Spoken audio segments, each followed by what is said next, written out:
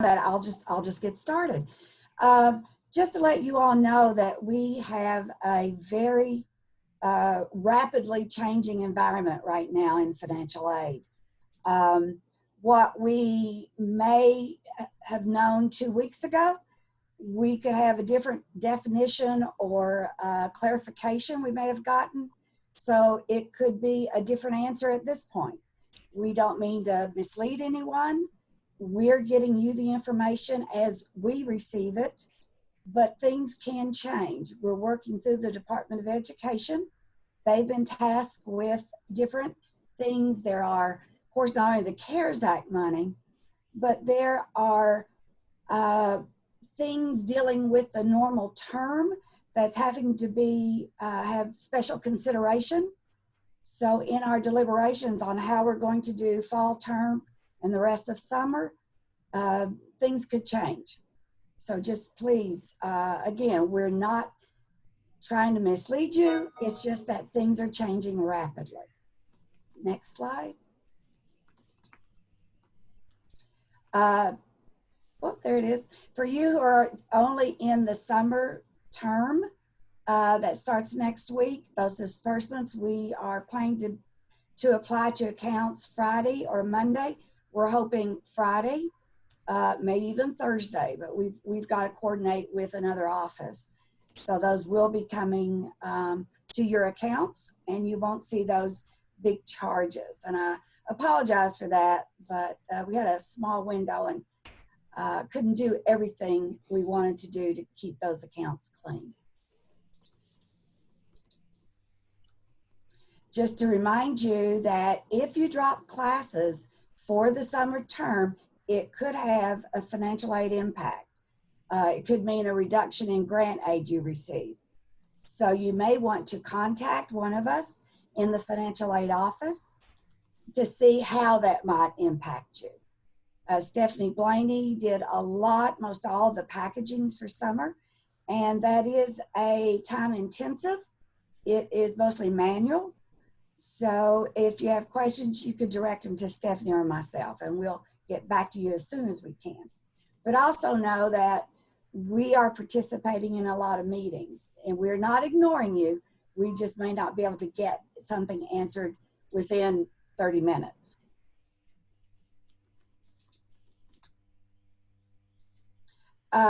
When we sent out the summer savings information, Lyle did, it was correct as of that moment. But luckily, we have been able to give students more hours per week. We found that out last week, and there may be even more of you will be working more hours. There are several that are 40 hours a week for the rest of the summer, which is wonderful. But it could mean we have to review summer savings again to see what we need to do about that money going into fall term. Okay, Chris is, yeah, okay, we're ready for questions now. Candace and Jackie, do you have a question for Chris?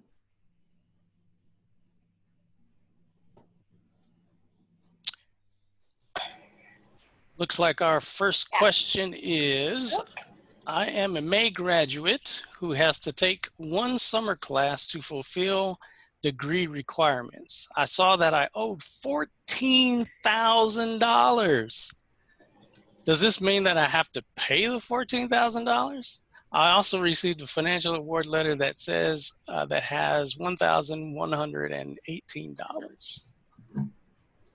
Stephanie, I'll let you take that. If you actually, whenever we run disbursements, hopefully on Friday, that should take care of itself, but I can take a look for you if you send me your name if you send me an email with your B number, I can check to see why that hasn't dispersed. If you were, I'm sorry, I'm confusing May and summer. Summer, your aid will be applied this Friday, hopefully, Friday or Monday at the latest. So that should resolve itself. The credit you're seeing is what we anticipate you receiving as a direct deposit, given none of your aid has changed between that date that letter was sent out to the day of disbursements, which could be Friday. So.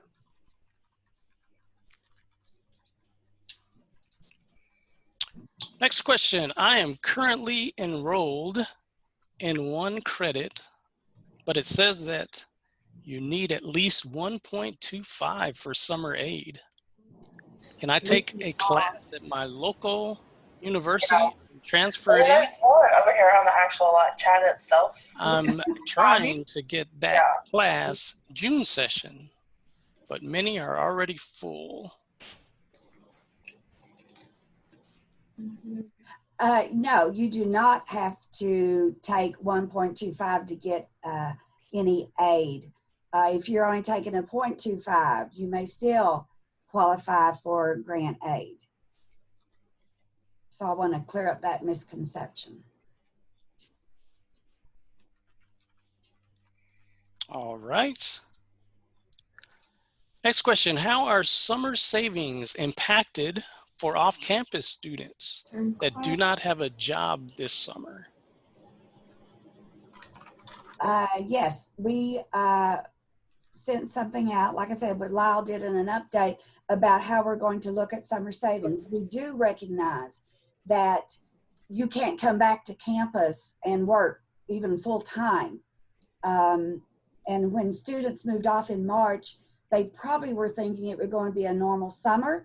They could live off campus, come back to work during the summer, save their money. So we are looking at those, and we do recognize that everyone will not have, there will be a lot of people that will not have summer savings, and we are working on that. If somebody got an award letter that has a negative number on it, what does that mean? That means that you will be receiving, it's a credit balance on your account, meaning you will receive that via direct deposit. It's really, the credit is to help with your expenses off campus, for whether you're paying for housing or for meals or transportation. That's really given to you by the college to help assist with those expenses. And again, it was correct at the time we did it. If you happen to move back on campus or had other charges, it could reduce that credit. If you charged books, it could reduce that credit.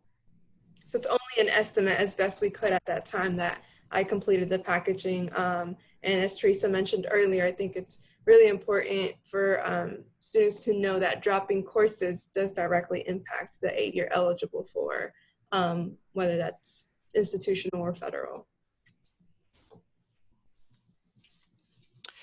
So we got a question that says, I just want to clarify, we won't know what our total summer balance is until after summer classes start, question mark, question mark.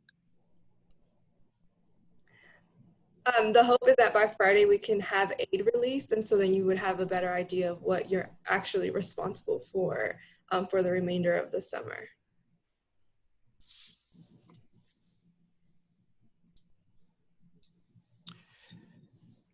The question about spring term. I'm a senior graduating in August. Do I need to pay the remainder of my spring term before starting the summer term? If you can, that is the ideal thing, but they do not lock you out of your classes or anything in the summer. You just need to have it done by the last day of classes. You need to have it paid in full by the last day of classes.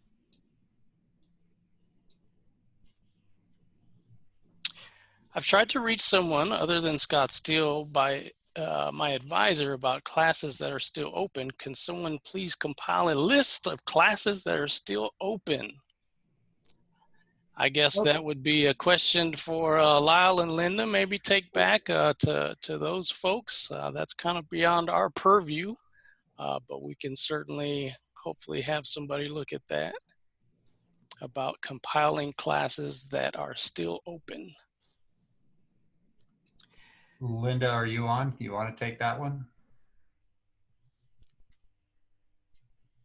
I've got to unmute her just a second. There we go. Yes, I'm here. Judy Ginter usually provides the campus with the open course list. but I'll check in with Scott and Judy in the morning and make sure we have that available for you. Thank you. I will be doing an internship with my professor on campus and working 40 hours a week. Shall my internship be considered a class? Am I eligible for financial aid? We would have to review that. You would know if you're receiving academic credit for that internship. If you are, we would look at how much you're earning. So the aid to you may be in the form, or would be in the form, of earnings rather than grant money potentially. But we can, if you'll send us an email, we will look at that. And incidentally, on that first slide, I don't know, we went through it kind of fast, but our email address, if you did not catch that, is finaid@berea.edu. That's FINAID@berea.edu. Next question is, my aid for May, even though I'm taking a class for both May term and June term, was removed as I was told I no longer am eligible for aid. Should I be expecting the aid you are talking about, or am I still not eligible? The information we're giving is general information that applies to the most of the population. You may have a particular instance, and we would have to look at that, look at your record and communicate with you by email. So if you'll email us, that is not something we would discuss here. But please, anybody, if you have a question, email us. Several of us are Berea grads, so we have been where you are. One of us was married with children during their time. One of us was married, and one was a traditional college student. So we have a broad scope of understanding where our students are, what happens during the academic year, during the summers. So please ask us. Should we expect a second round of credits for our accounts for the CARES Act, and maybe a third round? Lyle, would you like to take that? I'd love to say that, yeah. Yes, we, except for graduating seniors, students who graduated in May, we are expecting from the CARES Act. So that would be for August graduates as well as all other students. I don't anticipate a third round, but a second round sometime in July or early August should be doable. We believe we can do that. Anything to add to that, Teresa? No, that sounds good. That sounds like what we've outlined. Yes. Will not taking one credit versus 1.25 affect care aid? I am home and not on campus. CARES aid is not associated with any summer registration. It was, were you on campus or were you enrolled in March when we had to shut the campus down? And did you leave or did you stay in town? That the way we gave grants for the summer was outlined in one of Lyle's updates. Yes. Staying on campus for the summer, I'm taking a May term, but not for the summer term. Does that mean I have to take a summer class to get any grant aid? No, you can apply. We have a form that should be up and running maybe tomorrow, Chris, that you can apply for assistance, because I'm assuming you're saying that you are not working. So yes, we will be reviewing those to see if we can give some money to the students in that situation.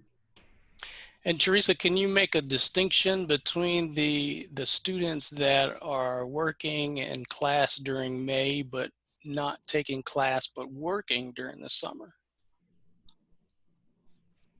in terms of their grant aid eligibility? Yes, if you're not enrolled in a class, traditionally you're not eligible for grant aid. But if after your May course you're working full time, that would be the resource to pay your bills. Is that am I interpreting that correctly? Yes, ma'am. I'm taking a May term, but do I need to also enroll in a 7-week course? Oh, that was the same question. I'm sorry. Since the fall term will start earlier, will the term bill of the students who are staying on campus be reduced? We were just talking about this today. Since there's less weeks in the term, that means there's I think it's only it's by 2 weeks, 15 instead of 17 weeks. We will have to adjust housing and meal charges, which means we have to redo all financial aid. So there will be a new award letter coming to you in the future. How has the current situation affected the amount of financial aid students will receive during the fall term? Well, aid is based on a budget which includes different expenses such as housing, meals, mandatory fees, personal money, transportation, books, and supplies. So if the charges are reduced, then yes, grant aid would be reduced. And incidentally, we are planning another webinar to talk about fall aid. So keep your eyes tuned to your email. That will be forthcoming. That Zoom webinar invitation will be forthcoming. And we will talk all things fall financial aid. Can I still go off campus for the summer term? Will the summer term charges be removed if I do? Aid will not change. If you're on campus, you've been awarded, and then you decide to move off, we will not update the budget to give you more grant aid. Also, if you move off, you may not be able to come back to work on campus, so you could have a problem paying the bills. So please be very careful in your decisions.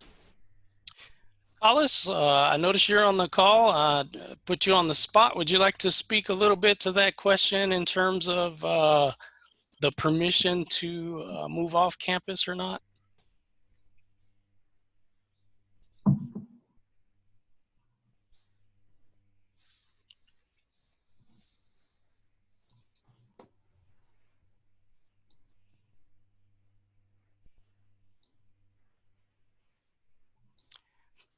Let's move on to the next question. Are you eligible to get a grant if you live off campus, have a job on campus, and you're enrolled in one summer credit? We are not able to assess how much aid you would be eligible to receive. We have to look at a variety of factors, meaning you took a May class, you were awarded some grant aid for that period, but for the summer piece, for the summer part, I guess for the 7-week session, we would have to see how much you earn on campus to determine what your need is, or for another word, gap, is to, if you weren't able to pay your bills with whatever you earned for that 7-week period, we would be able to review that at the end of summer, but not currently, not even, like I said, probably at the end of summer term. But we are conscious that even working in the labor program for all 11 weeks, especially if you're taking classes, it might be a financial burden for you. So we are not forgetting about you all. We are thinking about how to award aid as best we can. But like I said, we cannot do that until closer to the end of the summer term. All right, so we have another question that's kind of in a more personal vein, so I might ask them to reach out to one of you. But for the spring semester, 2020, 2019-20, it says I owe almost $4,000. How is that possible? This is way more than any other semester before we left campus. It said I only owed $120. I also don't understand the COVID payments. I would encourage you to contact me, Stephanie Blaney, via email. It could be that students' aid sometimes comes back when we run disbursements, and it could just be a simple fix. But we can definitely communicate with you via email to get that cleared up and figure out what went wrong. Regarding the COVID payments, maybe Teresa can speak on that a little bit more. Yeah, remember that the COVID money, the CARES money, was for expenses that students incurred at the time they had to leave campus. If they were in the residence hall and they went home, we estimated an amount. If they were in the residence halls and then they stayed in the residence halls, we estimated an amount for that. So there was a lot of detail that went into doing estimates for students. And I will tell you that, as Lyle has said in some of his updates or in some of the different meetings, our students come from a demographic that even if they go home, they may have to pay for their own food, contribute to the household expenses. Maybe they didn't have internet and now they have to pay to have internet in order to do their courses, back in March and April. They may need a transportation home. Did they need to fly? Did they have to take a bus? Did they have a car? Did they get a ride with another student? So there was many things that went in to coming up with those amounts. We took students by groups. We didn't say, oh, here's so-and-so, here's Sammy. And he's had a hard time. Let's give him a lot more money. This was not by person. It was by situation. If that situation changed and you feel like there is more need, you can always talk to us. You can do an email and we'll see if there is. Maybe there is. But we won't know that until you let us know. But remember, it was for expenses incurred in March and April. All right, so how does summer aid work for students who are out of state? Maybe we need a little more clarification on that question in terms of, are they TAing, maybe taking classes remotely, or any thoughts on that without clarification? Well, if they're taking a class but they're not working remotely, there's a budget, you receive aid, but it depends on how many courses you're enrolled in.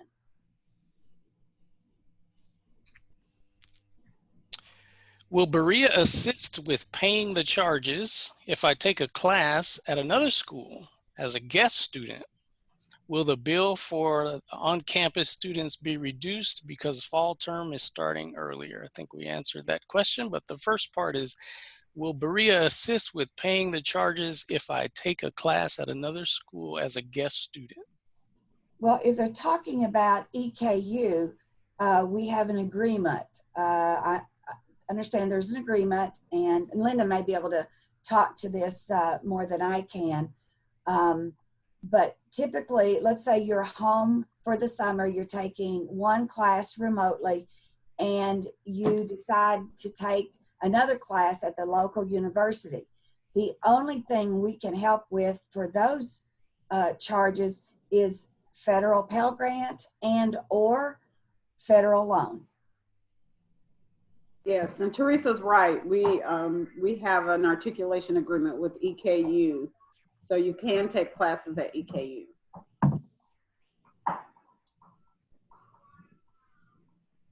And there's no charge for that, correct?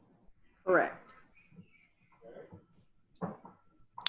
Do we still receive money back for the cost of housing and dining that is included in the package we received via email for summer? If you are not currently charged for, if you're not currently on campus and you do not have a charge on your student account for housing and meals, then that estimate is what we would anticipate you receiving as a direct deposit because you are not, the fee is not assessed on your student account.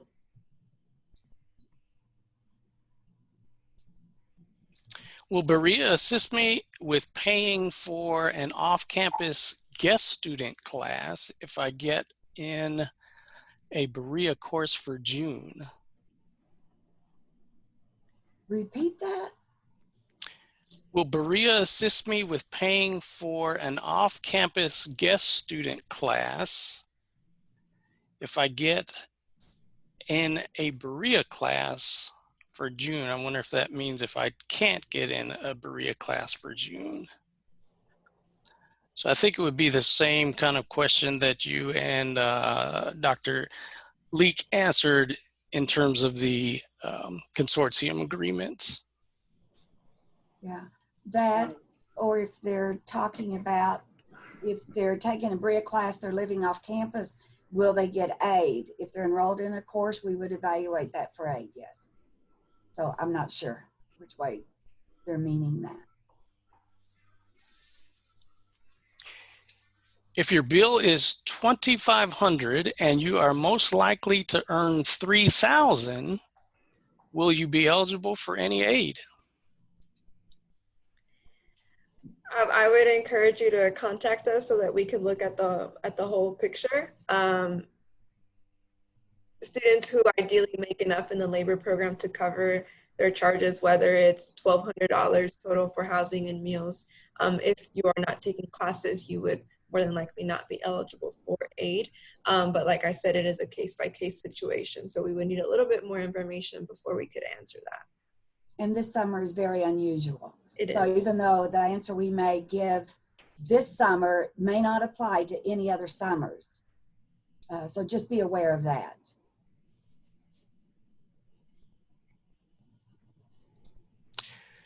Why did on-campus students only get $70? Considering that everybody who left campus is people that have a safe home to go to, but on-campus students do not have that. Again, they had a cost to go home. Because of our demographic, our students are from, they may have had to assist with housing expense, food. One time we had a student or two sisters in our office right before Christmas because they couldn't go home for Christmas if they didn't have any money to contribute to the household for food. So we are very aware that yes, they would have gotten more because one, they had to get home. And then once they get there, they may have had to, or more than likely would have had to contribute to the household expenses. For students who remained on campus, you didn't have a transportation cost, your housing was still covered, your meals were still covered, and that's why it was a lesser amount than those who left campus. So here's a question upcoming in terms of looking forward to the beginning of or the end of fall term. How much would it cost for those who choose to stay on campus after Thanksgiving who can't go home for break? Well, the housing charges comes through student life. I don't know if Collis wants to mention that, but since the break is longer, we're not sure the impact students, what kind of earnings they will have. But if you're on campus, you would be expected to work during that time period. So we don't know how much the labor program, how many hours a week they would allow. We don't know how many departments would be open. It's still a lot of unknowns. But Collis, do you want to speak to that as far as charges? I think Collis may be having some difficulties with his microphone. Oh, did you? No, I think we have the wrong Collis in our approved participants. And he answered. Now he added, yeah, okay. Collis, are you there? Yeah. Can you all hear me now? Yes, sir. Thank you. I was muted, so I couldn't speak. I tried to send a message. So sorry about that. Yes, I'm here. Yes, as Teresa was saying, we would have to basically look at the housing charges and do all of that now that we know the new calendar. So Student Life would send communication about those charges to students in advance. So we don't know the answer completely yet. And I know that Donning's looking at reworking their costs too based off the days. So I think all of that will be coming soon, but we do not have that answer yet. Thanks, Collis. If my Pell Grant didn't spell out summer aid and I opted to take a May class and possibly a June course, how will this affect my aid package for 2020-21? Trying to fill in that word there. If you, I think what they're asking is if I get summer grant aid, Pell Grant or anything else, is it going to affect my Pell Grant for the academic year? And the answer is no. Each term is looked at individually. So hopefully that was the question. How was the amount of CARES Act determined? I'm asking because at least for on-campus international students, you guys know that our expenses are very high, but you do know that about do you know that about off-campus students? Students on campus, we went through this a few minutes ago, but the students on campus, room and housing was provided. It was already paid for with your spring financial aid. So I'm not sure what other expenses you would have had. So if you could send, if you could submit some information through the Q&A, maybe we could look at it. But we're not aware, we talked to several different people, we're not aware that students incurred any expense for housing or meals.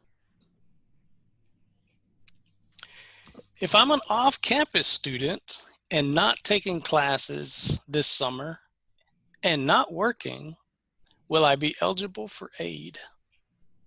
Yes, we've, in Lyle's update twice, that's a target group we are concerned about, and there is an application. If you want to email finaid@berea.edu, we can send you the application. But yes, if you're local, you're not taking classes because you didn't need any that's offered, or whatever reason you're not taking, and if you're not able to come back to campus to work, you are a target group that we want to hear from. So if you need assistance,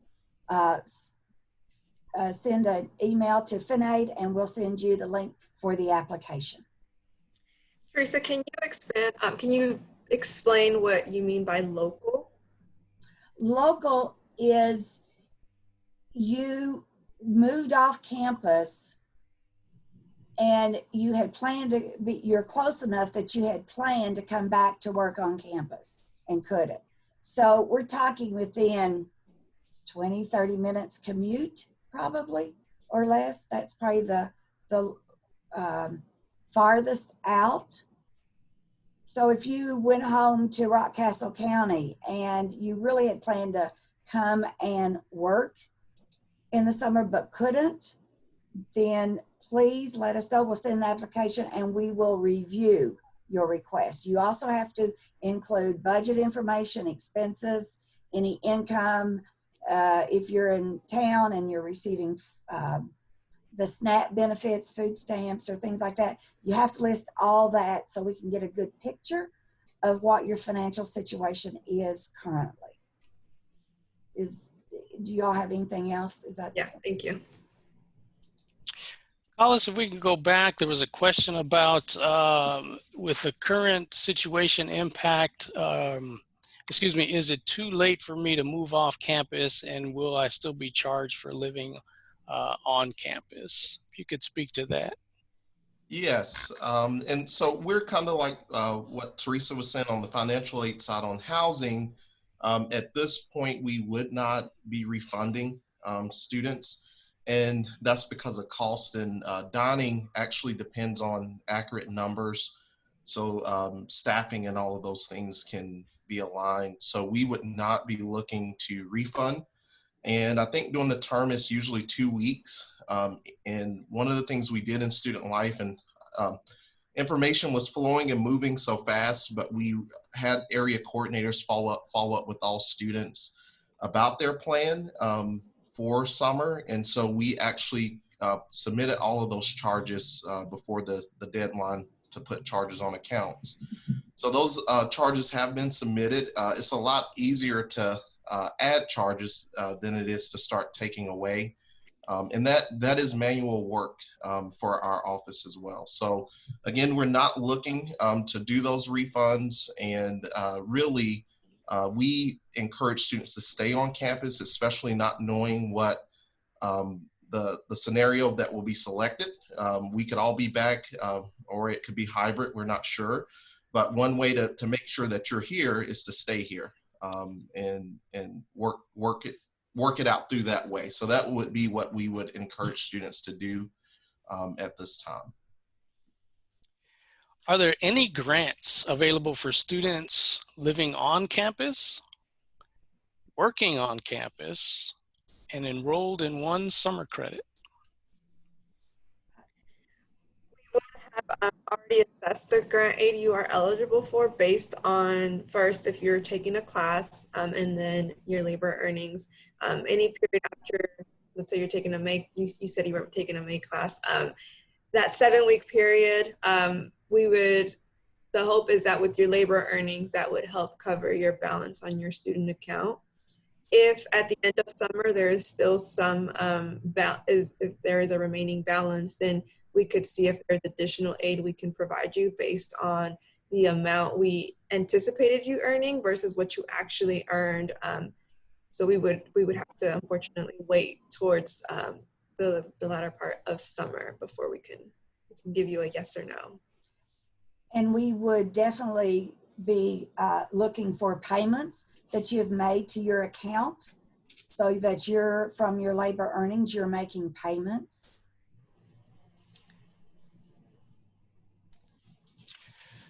One thing, if I can say, Chris, excuse me, the labor payments, they are a form of financial aid. I know some students may have a situation where they're really pressed to send money home to support a household. We can't recognize that. Federal money, federal rules do not allow for us to consider that. Berea College money it's for you, for your expenses here.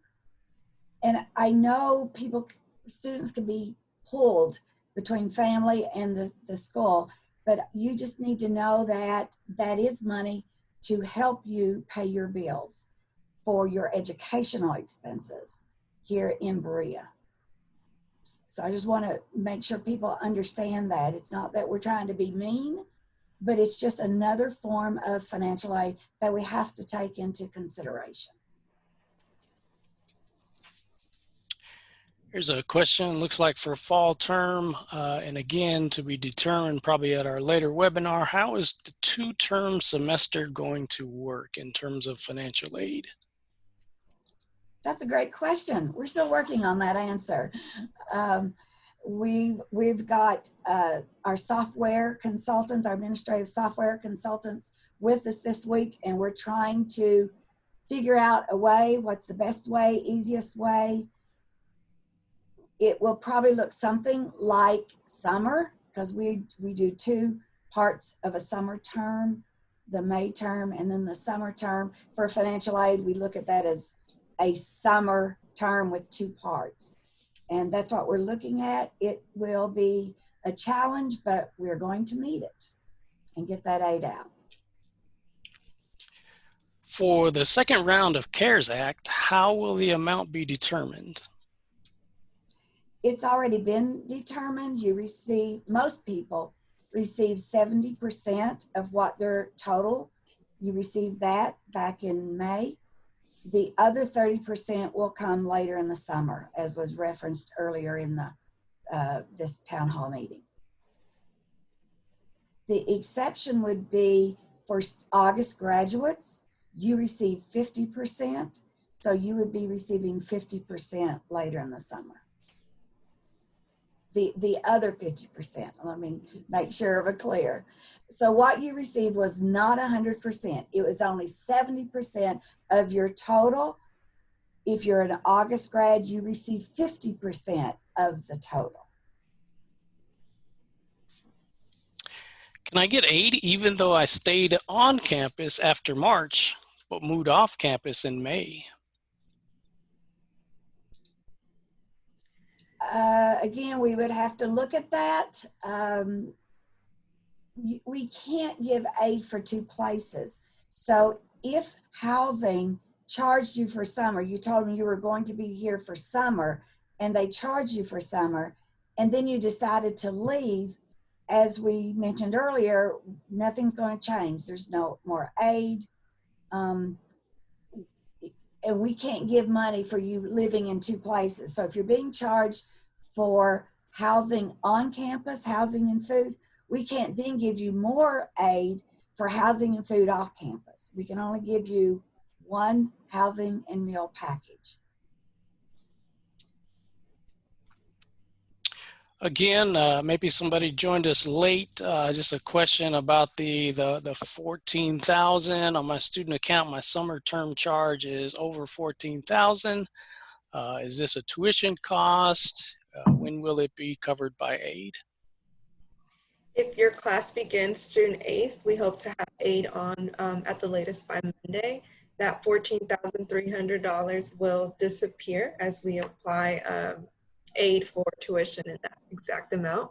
If you are on campus, and I don't know if you're on campus, I'm sorry, but I'm just gonna say this. If you're on campus and you have a charge for housing and meals, it may not cover, and you might have a balance if you're working through the labor program on campus. I participated in an internship, but the funding I will receive will not cover all of my expenses. Can I receive a small grant to help me? We would need to review your budget. We would need a little bit more information. I would encourage you to contact someone at the FinAid email before we can determine if you'd be eligible for additional grant aid. Typically, if you're an internship, if it's paid, there's no aid coming from us. And typically, if you're in an internship, those funds would come from the internship office. Again, this is a unique summer, so email us, as Stephanie said, and we will check into that. But if it's an internship, you're getting academic credit. Linda, correct me if I'm wrong, but I don't think there was any funding for summer expenses in an internship by the internship office. Is that correct? It was according to whether or not it was a remote internship. So if the internship was remote, they should have received some funding. Okay. All of those would be case by case though. Okay. So those students who are in an internship, your first contact would be with the internship office, sounds like. And Linda, another question probably for you, I think. What is the process for me enrolling in summer classes at EKU? And how do I notify them I am a Berea College student? You'll work with our registrar's office, who would provide that information to EKU. And just let Scott Steele or someone in academic services know that you want to take a class at EKU. They will work with you. I'm currently not taking a class, but I was charged $85. I'm currently involved in an internship. Does that count as a summer class? If you're getting academic credit, yes.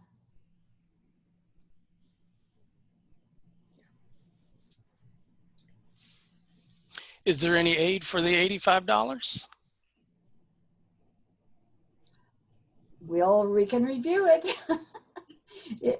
And also, I need to let you all know, since this is mostly a manual process that we have to award summer aid, we could, if you've changed recently your status, you added a course, you dropped a course, we might not have you packaged just yet, but we are constantly trying to see if there's more students that we need to package. So if you don't get aid on your account, when we put it out either Friday or Monday, just know that we are going to be working to get everyone the aid that they're eligible for. So don't jump on us. Send us an email and say, would you look at my account? And we'll get on it. But we are not deliberately overlooking you. It just takes some time. And lots of people in the summer add and drop classes. So it's sort of hard to keep up with that. But we will get there. So I think that answered this question. Do we have to fill out an application before the aid we received in the award letter can be applied to our accounts? If so, how do we apply for that? So no, you would not have to fill out an application. The disbursement of that aid is going to be automatic, upcoming very soon. Can we, do we have to complete an application for aid, or excuse me, can we set a labor deduction for the summer? I'm assuming that means payroll deduction. Absolutely, you may contact the student accounts office. We probably only have time for maybe one more question, Chris. I want to be mindful of our time. There is one more question in the queue. Oh, wow. Does Berea have a chart that spells out EKU classes, what they equate for to fulfill degree requirements, classes, so we can choose a course and not have a course that doesn't count for anything? You're really going to need to work with Scott Steele individually. We don't have a chart. There are thousands of courses at EKU. So you'll just need to work with Scott to figure out the course you need and the equivalents.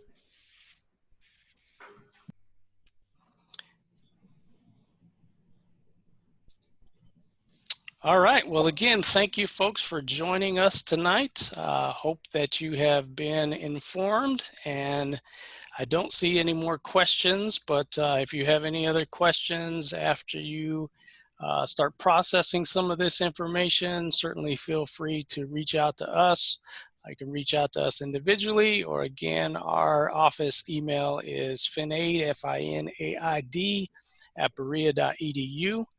And again, look for the communication coming to you about our webinar that's going to be next week, talking about this upcoming fall term and all things financial aid that have to do with fall term. Any other parting comments, Teresa, Stephanie, as we depart this evening? For me, just please stay safe and well. And please ask us those questions. Maybe we can help, but we can't if we don't know. I just wanted to thank you all for joining us tonight. And like Teresa said, if you have questions, let us know. We appreciate you all's patience as we're working through this. We are doing the best we can, but we also ask that y'all just give us a little bit of time as we're working through this. But thank you again. We appreciate you all. Good night. Good night.